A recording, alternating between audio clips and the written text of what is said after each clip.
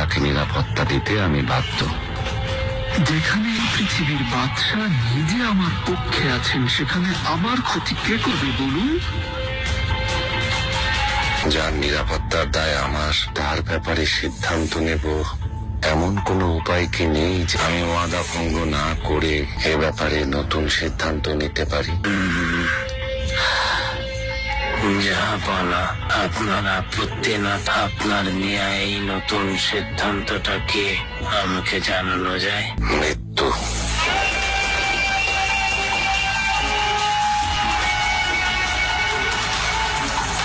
মৃত্যু?